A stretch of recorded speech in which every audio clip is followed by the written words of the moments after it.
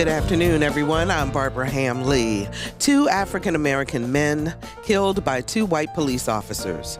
2 white police officers not indicted for their actions. The high-profile cases involving the killing of Michael Brown and Eric Garner have moved protesters to the streets and inspired dialogue across this country about the relationship between police and minority communities. It's a heavy subject, and we're going to talk about it today on Another View. But I need to talk to you about something else first, and that is to ask your support for Another View. Today is the last day of our Season of Giving radio campaign, and if you call 889-9476 right now, we will match your contribution dollar for dollar up to $2,000. Show your love for Another View by calling now, 889-9476 or 1-800-940-7170.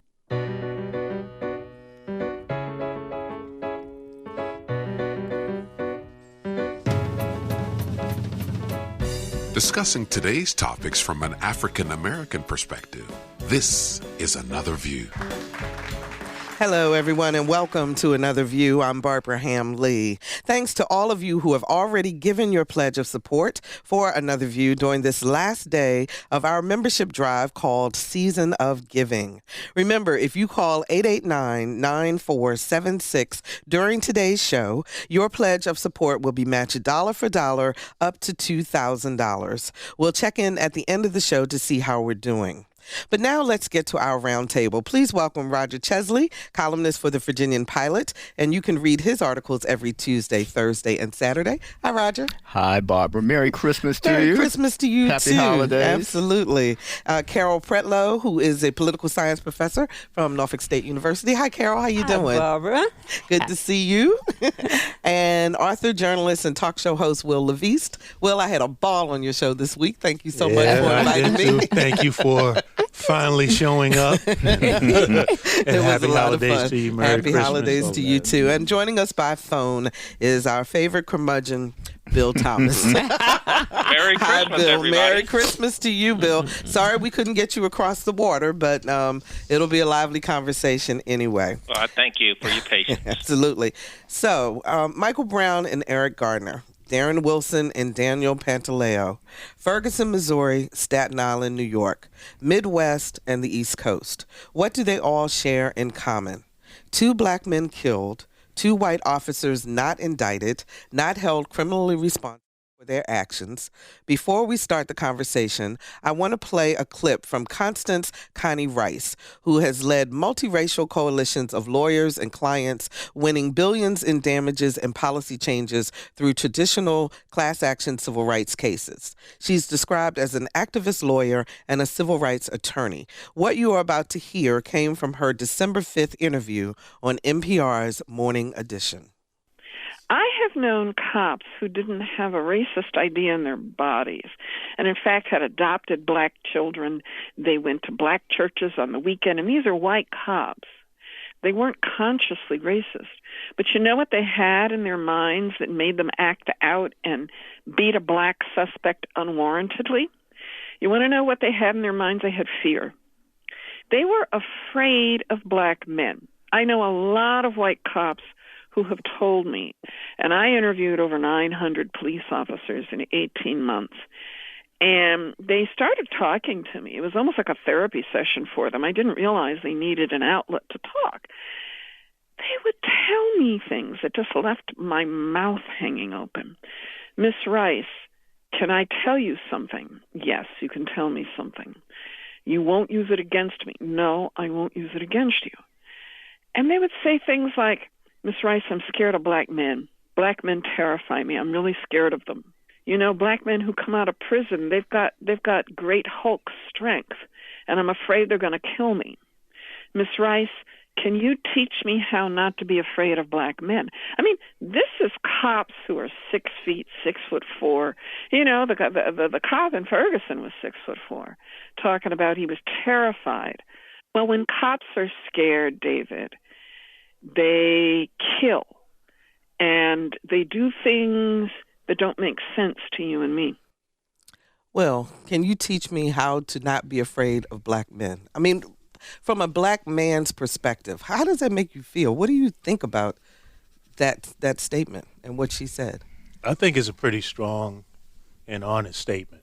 I mean, we talked a lot on the show about our culture, our society, the background, the history, and how we've gotten to where we are now. We didn't get here overnight. And if you've been inundated with messages that black men are aggressive or violent or hulking or gorillas and all of that, then as she pointed out, there's an undercurrent that is always there and ready to suck you in, even though you may not be consciously aware of it. So yeah, it very much, as me as a black man and having had experiences with police officers and had experiences with white and black police officers, yeah, it's very concerning, especially in having black sons.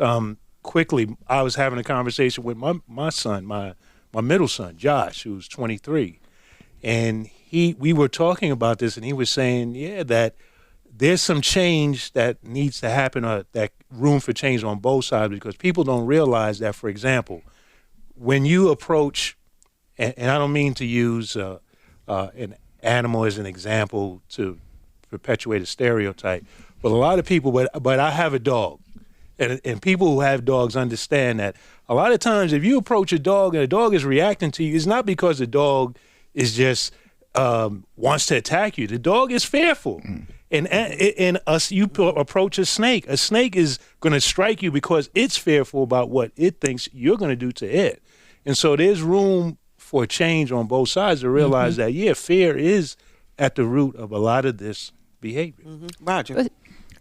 I mean, a lot of it, and one of the things I try to bring across in some of the columns that I do is that, yes, sometimes police officers overstep what they should do, but it is such an equation, it is such a relationship that usually the citizen is at a disadvantage.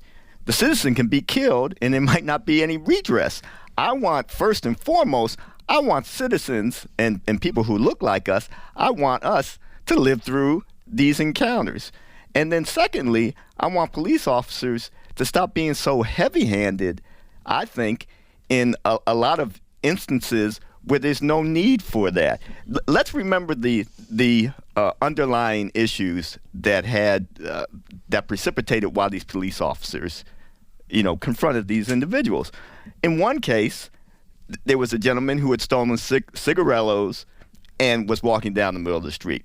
That shouldn't be a killing offense. In another instance, we had somebody who was allegedly selling loose cigarettes and didn't necessarily submit, but he also didn't fight the police officers when they came, and he subsequently died after a chokehold. So, obviously, there's something going on about, I think, the aggressiveness of some law enforcement officials in a lot of cases, and that extends, yes, black men are often the brunt of that, but it extends beyond that. There's a case of Michael Bell in Kenosha, Wisconsin from 2004, a white male who was also killed very quickly. Tamir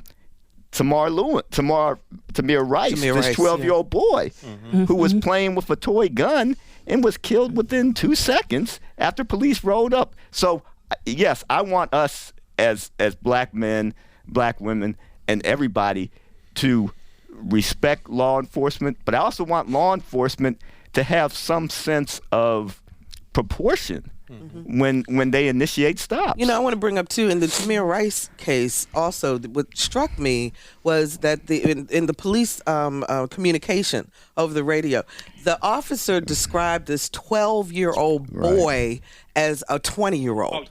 And so that whole perception of what black men look like and who's a boy and who's a girl. Bill, I want to get your reaction from an African-American male perspective on this. Bill? From me? Yeah, you. I am overwhelmed with this. I just don't quite understand the responses I'm hearing. I have two young black males, and we actually lived in the inner city for 10 years, and we confronted these problems, and we understood these problems, and my children have been stopped by police officers, and we understood the nature of what was going on. I'm just overwhelmed. I just don't quite. Individual responsibility goes two ways. Those police officers are out there every day and night on the wall protecting us from harm, and of course the adrenaline, and during the day as well. And I was at Riverside Hospital a couple of weeks ago when they had the 5 unfortunate folks that were shot after going to a club, Deja Vu. And the police officers there were most respectful. They took care of everything, and they did things. I just think it's a tragedy of what's going on. There's a whole lot of causes and reasons on both sides. But I guess now I'm just interested in solutions. I mean, we could yell and shout at, curse at the darkness and till the cows come home. But right now, I'm just more interested in stop hearing about these stories over and over again. They're true. Roger, I agree. Will, they are true. But until we start coming up with the root causes and some solutions to these problems, I think I'm over it. Okay, we're going to get to solutions in just a minute. Carol, I want to hear from you before we go to the phone. Yeah, and as Will was talking, I was thinking a lot of this is historic and it's a progression because I'm obviously not a male, but I grew up in a county which was very divided. So to this day, in me, I want to be just to both sides, but when I see a police officer, something in me freezes. And I have had encounters that were good on one hand, and I was telling the cab driver who brought me this morning of a young man who stopped me in the mall. I was having an asthma attack. And I saw a police officer, and I have said, "Oh my God, what have I done?" And he said, "Lady, are you having a problem?" And I said, "Yeah, I'm having an attack." He said, "Do you want me to take you to the hospital?" And immediately all I saw was police officer. "No, I think not." And he said, "I understand I'm going to call somebody for you." And this gentleman was very helpful, but in my mind, what I saw initially was police officer, and this could be so this is ingrained from generation. It's ingrained, yeah. Let's go to Lance in Portsmouth. Hi, Lance. You're on the air. Good morning, everyone, and good afternoon, and thank you for taking my call. I'm a 40-year-old black male. I live in Newport News, Virginia. I've lived in Harlem, New York. I've been stationed in San Diego, almost everywhere in the continental U.S. I grew up where I was told if a police officer pulls me over to turn on the light inside the car, put my hands on top of the wheel, turn off the engine, don't fight even if I think I'm right, just get his badge number, and, you bring up your civil dispute or your civil resolution after you get out of that situation. We're 12% of the population, yet for some reason, almost 88% of the calls nationwide that come in each day have to do with African American, men or women.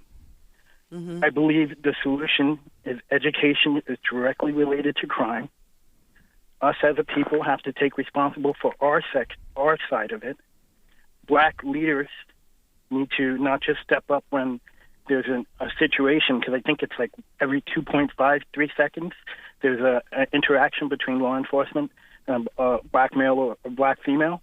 That there is a problem there. There's, maybe it's not being handled right when those interactions occur, but there's no reason that they should get the call in the first place. So your point is we need to take responsibility, and leadership should take a look at some things before they escalate to this point. Lance, thanks so much for your phone call. We really appreciate hearing from you. Let's go to John in Virginia Beach. Hi, John. You're in the air. One of the issues that you need to address here is the reactionary nature of these incidents. Staten Island and Ferguson. What one of the gentlemen failed to mention was that basically, what about the fact that individual who's deceased reached into the car and grabbed this cop's gun? He has a right to be afraid of somebody who is perpetrating that action against him. That's not being mentioned. I'm not saying that these issues don't need to be addressed, but what I'm saying is that these are reactionary crimes. They're not crimes of profiling, and that's a totally different. You got to make that delineation. Okay, and the John. other thing is, one more point. The last thing I want to say is that I agree with the last caller. It is so important that the African American population stop putting its trust in the leaders who are leading this crusade. Al Sharpton and Jesse Jackson are not helping your cause. They are pariahs, and I'd like somebody to address their standing in your community. Okay, we'll take on both of those. Thank you, John. Roger, you wanted to react to his first point? Well, the first point, I am less concerned about Darren Wilson's reaction given the circumstances of that case as compared with some of the other ones. But I do want to bring up the point, considering that he felt threatened, there seemed to be some struggle over the gun and whatever else went on with that particular situation. Now, why there still was no indictment on the case, I guess you can defend either side on that. But still, let's get back to the point to why there was a confrontation in the first place. When you steal cigarillos, that should not be a killing offense. When you are, if you are allegedly selling loose cigarettes, why did that bring about as many police officers who came there to the scene? You would have thought that he had robbed somebody, that Eric Garner had robbed somebody. So, there has to be, in my mind, there has to be proportion on both sides. I have no problem obeying a police officer. I think I've said many times on the show, my father was a police officer. I covered police officers in Detroit. I knew many good black and white police officers while I was in Detroit. But obviously, my relationship with the folks in blue is a lot different than other folks. And another outgrowth of this, or another result of all this, is when you don't trust the police officers, then you're not going to go to them when you actually witness crimes, because you're not going to trust them in the first place, and you might feel like, well, hey, they don't respond to me the way that they should when I need help. Why am I going to help them solve this case? I don't think that that's very productive, but I understand that type of feeling. Last thing, real quick. Mm-hmm. I often hear, and I'm sure Will did when he was a columnist as well, that Al Sharpton, Jesse Jackson, such boogeymen for everything. They might be a pariah among some people, but they're not a pariah for a lot of African Americans. And they respect what those folks have done. Now, they don't always get credit for the things, for what people might say are the behind-the-scenes actions that they take, or where they're trying to deal with violence among African Americans themselves, which they do speak out on as well. So to me, that's almost a non-issue. There are a lot of African Americans who are upset by some of these cases that have taken place over the last year, basically. Well, let me ask you this, because when the caller talks about, the Jesse Jacksons and Al Sharptons are not good for your community, for the black community. It reminded me also of a call that happened on our sister show Hearsay yesterday, when this woman was talking about how protesters have now been vilified, if you will, or put into a position of equating to rioting automatically, as opposed to being activists, because they're out in the community and being activists. So I guess my question is do you think that the Sharptons of the world, they're loud and they get the message out, and that people misinterpret that as being violent as opposed to being expressive and stirring up the folks? Yeah, I think that when people make a statement like that about how they're a pariah, what they need to do is first take a step back, look at their own quote-unquote community, and who is seen as someone who is speaking for a particular interest. Is Rush Limbaugh a pariah for the white community? Does he speak for the entire white community? No. And if you understand the country in which we live, you know that protesting is something that you have a right to do. That's essential to being in a democracy. And in fact, the worst riot and the most deadly riot in the history of this nation happened in New York. And it was over the draft during the Civil War. And a lot of black people were lynched in that riot. So once you understand the country in which you live and our history, and that a lot of these things are not new, when peoples are protesting and it doesn't necessarily fit your particular interests, now they become worthy of being vilified. No, this is the country in which you live. Take a step back. And, the interesting thing about this panel here is that you have people who have In my case, Roger just said his father's a police officer. I grew up in public housing in Brooklyn, growing up being fearful of police and then becoming a reporter and a columnist and covering police and doing a 180 on what is the reality of being a police officer. So no one is here saying, kill the police and down with the pigs and all this or that or the other. We're giving you the real deal on how it operates on both sides. And if you want to move forward and live together in this country in which we live, you've got to be able to see both sides of this issue. Bill, I'm going to ask you this because I can hear people out there saying, well, but what about the people who are burning things down and so forth? I don't believe, and I'm asking you, Bill, do you believe that the majority of the black community agrees with that portion of what happened?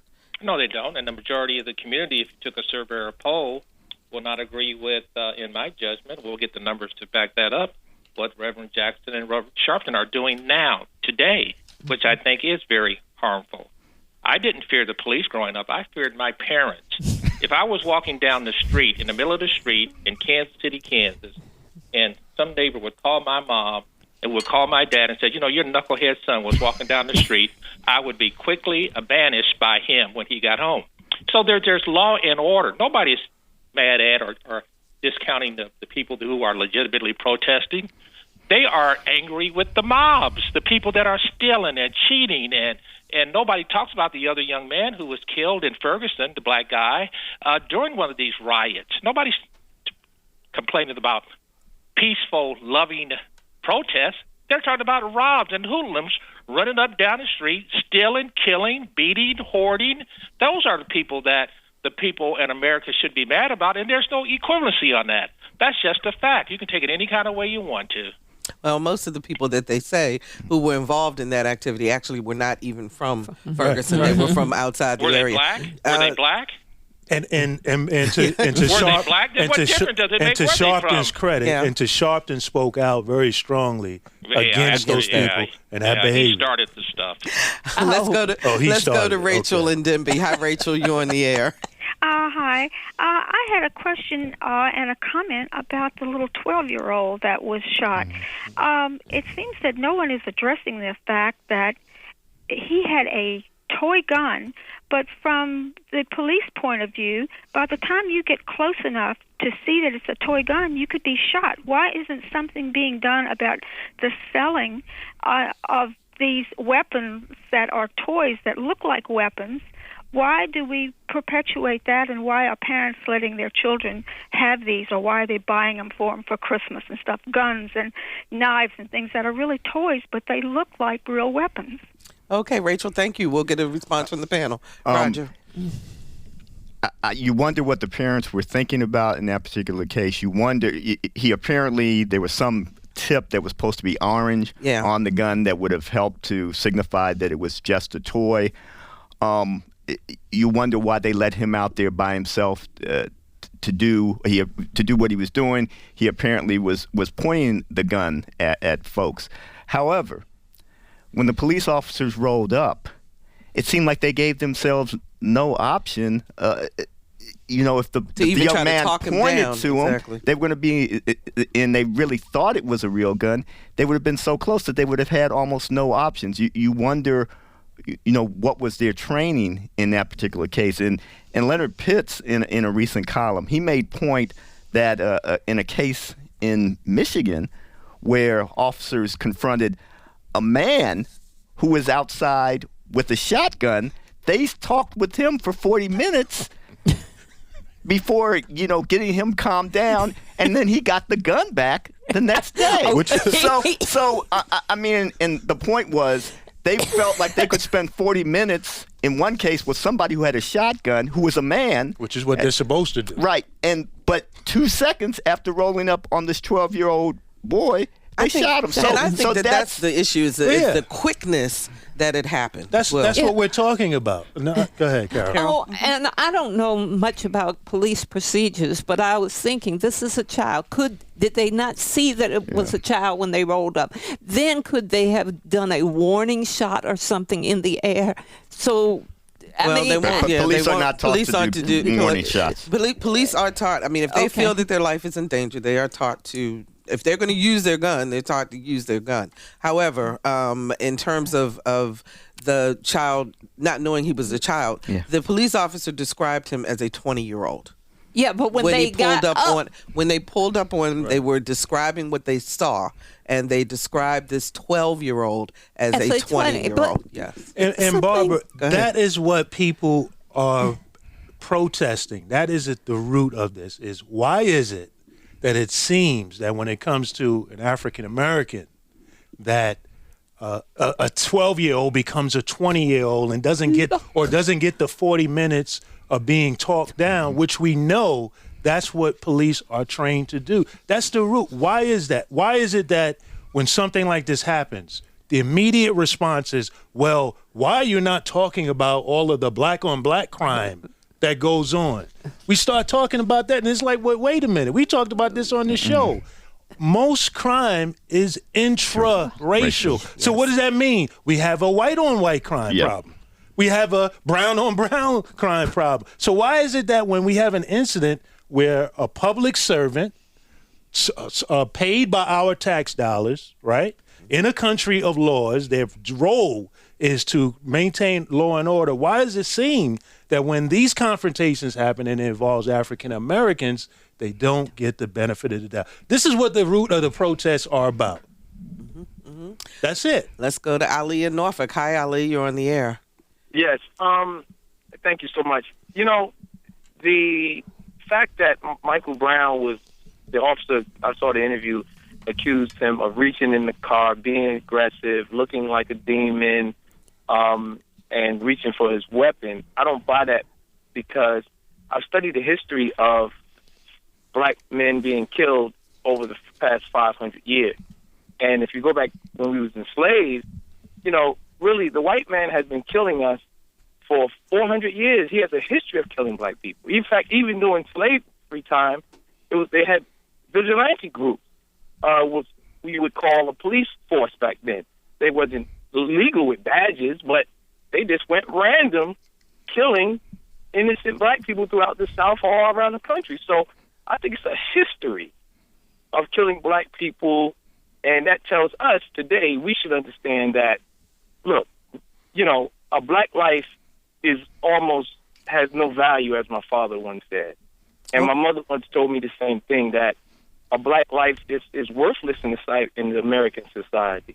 So we got a history of killing black people. So I think the police, the white officers who have this, you know, this fear in them, it's a history of killing us. So, you know, that's the way I see it. Okay, Ali, thank you so much for your call. Bill, one last comment from you on this topic, and then we're going to move on to our next topic. The first one is the gentleman who just called, his mom and dad were wrong. Secondarily, the numbers, if you look at it statistically, are just so much out of disproportion among African Americans. Just ask Carol, who attacked her. Ask me, who kidnapped my son from MacArthur Center. And you'll look at it, but we really have to get down into solutions and find out what's the root of the problem and try to figure it out. Poor training was when the police officer killed the kid in Ohio. But we just need to work on the symptoms and try to make things better. Okay, speaking of solutions, let's talk to Stephanie from Suffolk. Hi, Stephanie, you're on the air. Hi. Yes, I'm a white woman. I'm nearly 50 and grew up in Virginia. And I now work with the homeless. I work with a food pantry. I work with a free clinic. And I, try to see people for what they are. But I want to also stress that I can understand how people are fearful of a big guy who has a snarl on his face, who wears his pants falling off his rear end, who's got a big oversized jacket on, and who just looks angry. And I've worked in the business world, and yes, there weren't as many blacks as there should have been probably, but the ones that I worked with dressed well. They're educated. They took advantage of their public schooling. They went on to Norfolk State. They got their degrees. They got good jobs. They're, very productive citizens. And I just feel like, there's a part of the population that is okay with the blacks killing the blacks. And it's perpetuating, and that actually promotes fear, I think, in the whites as well. It's like, if there's so many people shooting up and drive-by shootings in Portsmouth and Hampton and Newport News, and it happens every night on the news. It's like, it's scary. And if they can't keep their own neighborhoods safe, how do we feel safe too? Okay. And I don't like to feel that way. I think I work with black people now again, even in that work side by side me, and I love them. I have friends. I don't want this world to be divided. This is crazy in this day and age that we're having this issue. Okay. It bothers me. Stephanie, let me get a response from our roundtable, and I thank you so much for your honesty and for calling. Yeah, I think she's making a very honest statement that's very real. And again, I would encourage people to take a step back. The most violent city in Virginia is not Portsmouth. It's Roanoke. And last time I looked at the stats, Roanoke was majority white. Again, there's a white-on-white crime problem. And so when you keep seeing black-on-black crime in the news, you have to ask yourself, well, who's controlling those images, and why is that being projected? And the other thing is that, as Carol knows, as Roger knows, as from us covering the news and covering these communities, there's a correlation between poverty and education and crime. So where you find people who have a poverty problem and an education problem, regardless of their skin color, you are going to see crime. Okay, that's going to be the last word on that topic. We're going on to another one. But if you're just joining us, we're talking about the divide between African-American men and the police with the Another View Roundtable. Roger Chesley with the Virginian-Pilot, Carol Pretlow with Norfolk State University, community activist Bill Thomas, and Wil LaVeist, host of the Wil LaVeist Show on WHRV-FM. So just yesterday, former supermodel Beverly Johnson came forward with her story of being drugged by famed comedian Bill Cosby. Although she doesn't claim he assaulted her, she says she was definitely drugged. Johnson's accusation brings to 25 the number of women who say Bill Cosby has drugged them and or sexually assaulted them as far back as the 1970s. Cosby has not spoken, but his attorney denies every allegation as preposterous. So, Roger, did he do it? I'm having a pregnant pause here.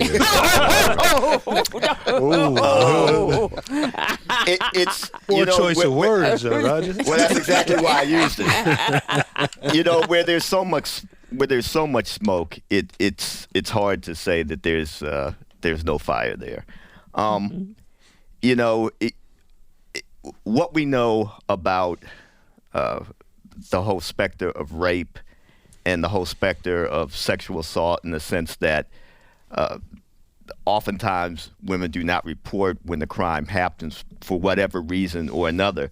But then you have this extra issue where Cosby was a popular actor, well-known, carried some prominence in America. You have to think that inside me, I believe he did something. But he's never been charged. He hasn't faced criminal charges on a lot of these cases. We do know about the civil case that eventually was settled. It's hard to believe that this could have happened as long as it allegedly happened without anybody coming forward in a big way to at least file criminal charges against him. And I think that that's the thing for some people, that, why didn't that happen earlier? But do I think he did something? Yeah. Absolutely. I most certainly did. And I would never want my daughters to be around him. Well, Carol? Initially, I had some questions. First of all, I kept thinking about the statute of limitations on criminal charges. And I said, well, after all, one or two, maybe. But when it's escalated, and this morning when I heard about the most recent, I'm like, wait a minute. I want to be fair. I want to be objective. But inside 20-something, yeah, I find that hard hard to accept. And I was listening to a And the stories show. have been so similar. Yeah, Yes, that's the thing. exactly. The stories That's have been another- exactly similar. Well, I was listening to a story the other night. I can't remember which show it was on, but they were saying now that there is a woman, one of the accusers, who is now filing a defamation suit. Yeah. Because she's saying that by Cosby not speaking, he's in essence calling her a liar. And if it goes to court, then they may be able to bring in the other accusations. That's the only way that will ever hit the courts in terms of, because it's too late for any criminal. Yeah. activity. I mean, she was saying, as I read it, she was saying that his lawyer and publicist basically denied it, and so through them, he was apparently calling her a liar. And my position on it is that I do not know.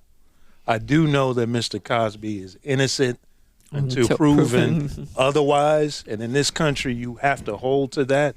And I do also know that because of the potential of lawsuits, him not saying anything was exactly what he should do, is not say anything. However, I would have advised him to say, because of the possibility of having to litigate this, I have been advised not to speak on it. Not to do some of the things that he did, which is, well, we don't talk about that, or I shouldn't have to answer innuendo. No, you say, because of the specter of a possible lawsuit, I will not speak on it. Upon that time, if it's in court, then we will get a full hearing. And that's what this woman did, who's a lawyer, figured out and said, no, we're going to get this into the courts. Yeah. Bill, so is this a case of the what you do in the dark comes out in the light? Well, that's always true with anybody, but you got to get out in the light. You also got to get into court. I wasn't there. I don't know what happened, and so I'm going to just say the fact that if those times were different, I remember men and women doing crazy things during those times, and but nobody got accused. I've never seen anything like this in America, where we don't come to the sense of someone who has not been proven anything in any court. But at the end of the day, rape is an important issue, an important challenge, no different than the things that went on or did not go on at UVA. So I think we ought to address that and then wait until some court, some judge, some people of the peers judge me or anybody else, adjudicated it in the proper form before we go making all these speculations. Okay. Well, there's the actual court, and then there's the court of public opinion, and he is losing terribly in the court of public opinion now. With each individual who comes forward with these allegations that sound so similar, and it sounds, you wonder, can this be true about Mr. Jello? Can this be, can this be true about Cliff Huxtable?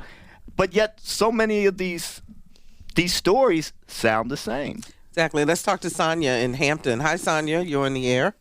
Hey, guys. Thanks for taking my call. Ms. Lee, thank you so much for bringing this point of view of the community, or this side of the community, to public.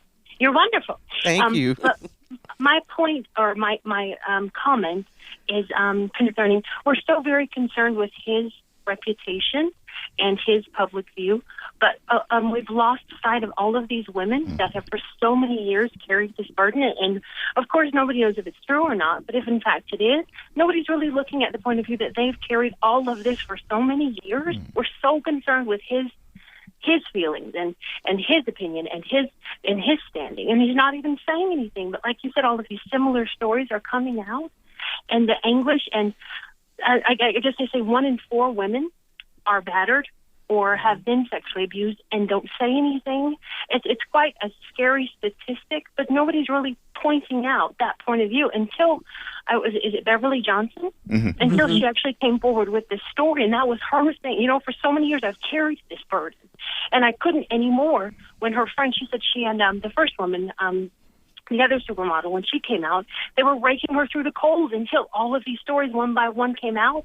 And we're so concerned with if it's true, but nobody's really taking care to think about these women that are actually going through and have carried this for decades, Okay, Sonia, thank you so much for your call. Let us get some response from our panel. I don't know if it's fair to say that no one is looking at these women and what they've gone through. I think that why it's getting so much attention is because of the shift of people becoming more sensitive. There was a Yeah. woman. Her first name is Barbara. I remember because it's the same as mine. But she was saying when she came out with this back in the '80s, and no one believed her. You know, Right. she brought this to the forefront before, and so the article she had in the Washington Post where she was frustrated because she's like, why all of a sudden now is everybody believing everybody when before, when I said this is what happened to me and everyone blew me off. So is it a change in our climate? I in think this so, country? and that's what I'm is. pointing out. I'm Yeah. saying I think that has been a shift and a very positive shift because, you know, my personal opinion, again, as Roger mentioned him having a daughter, I have a daughter. I feel very strongly about this.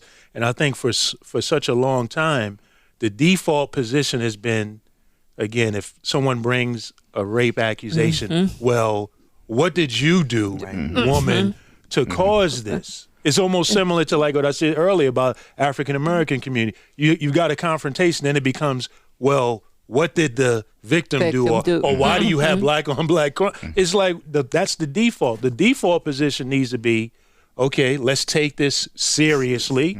You know, he's innocent, or she, if this abuser is she, whoever it is innocent until proven guilty. But let's take this seriously and be supportive of the person and get it in court and get the evidence out. Carol, Well, I last word on this one, definitely and we'll move think on. the climate has changed because when I think about back into the 80s, when I was in graduate school, I had an experience and I was told, don't say anything about it. And then the question became, well, why were you out at that time of night anyway? Instead of like, what? I'm an innocent. Why do I have to defend myself?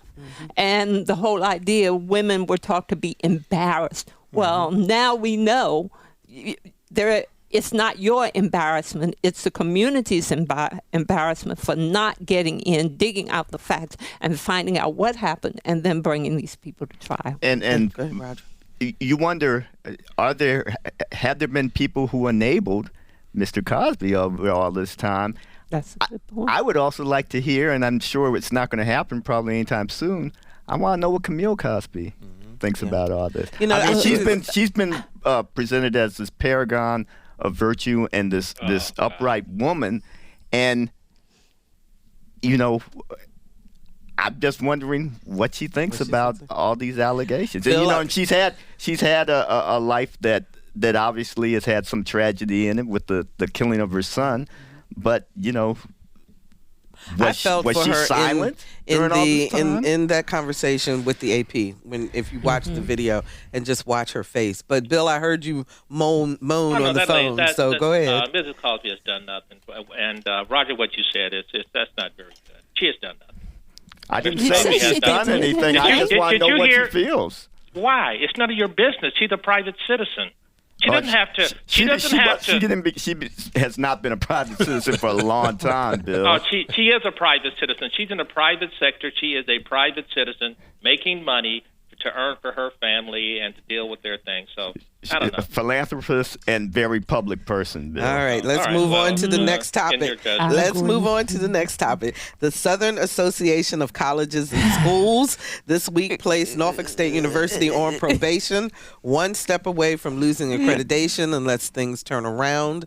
While the university has not yet received specifics for the downgrade, interim president Eddie Moore says administrative, finance, and governance issues are to blame.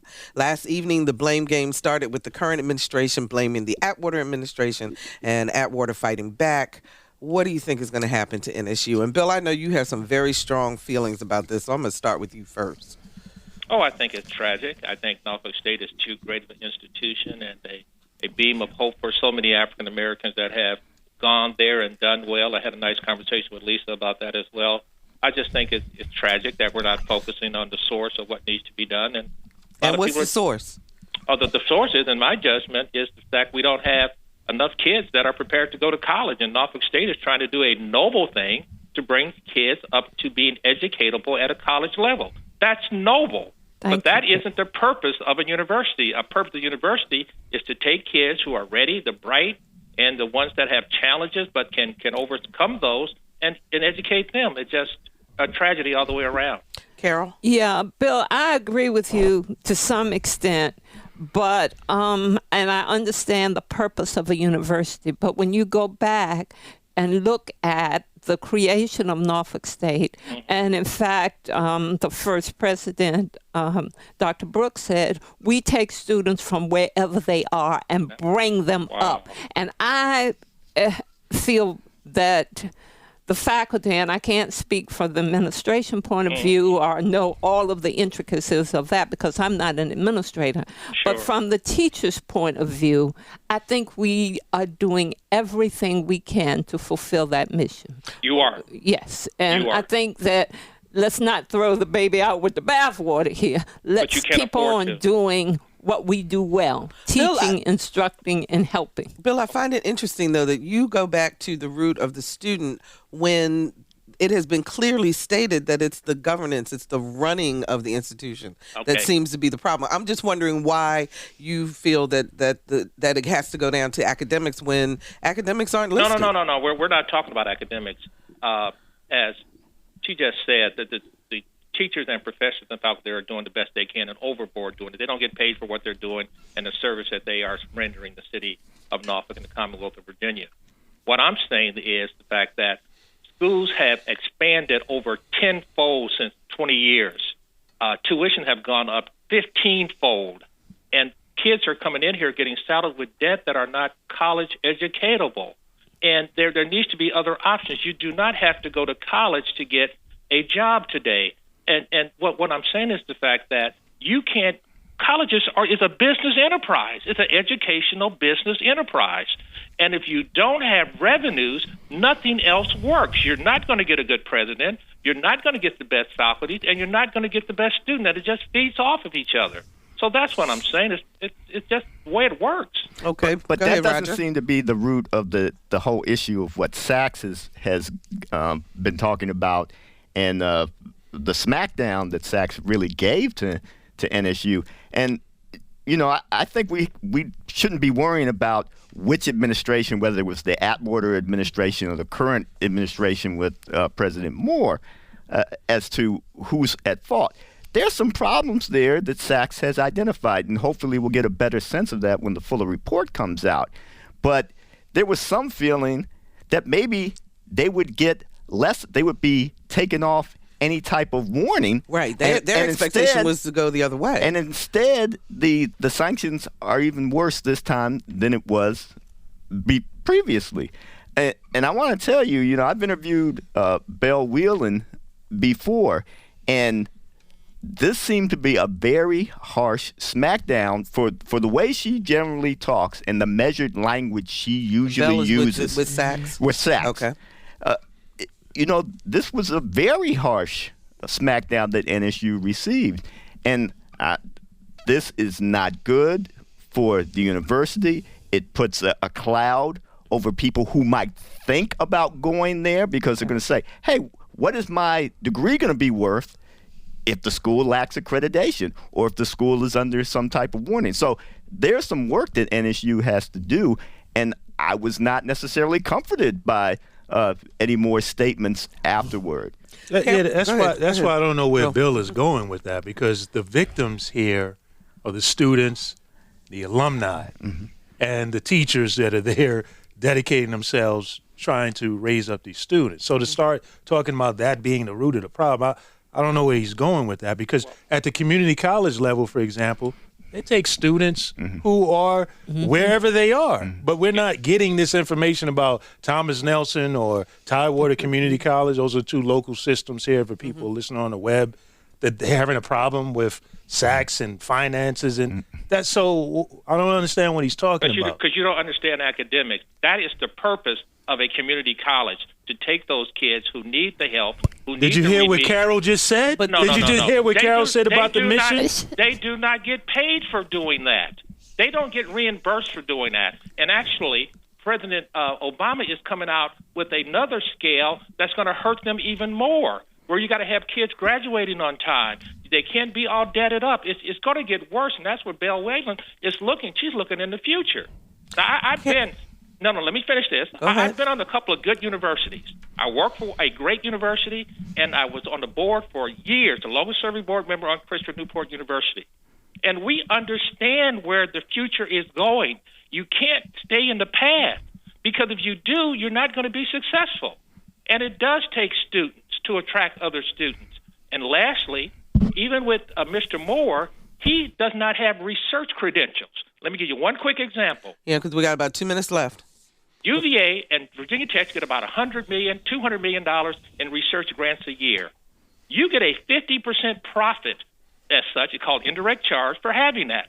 That means that $100 million a year, they get to build up their infrastructure and pay their gas and keep their lights on.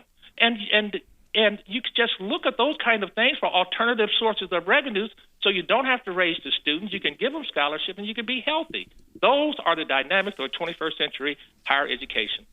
Carol, I want to ask you a question. And Bill, well, before I ask you this, Carol, so Bill, are you saying then that HBCUs, because the majority of HBCUs were created so that particularly African-American students who may not have had the equal educational opportunities going in could get a college degree? So are you saying that HBCUs need to change that philosophy, that mindset? Absolutely. Okay, Carol, what is the attitude on campus? And respond to what Bill just said. Well, there are several perspectives. We are in exam period right now. So for students, they were aware of the problems, but it's almost like, oh, well, move on because I got to pass these exams. And my first line of defense is to pass the exams and to make sure that I'm in academic good standing.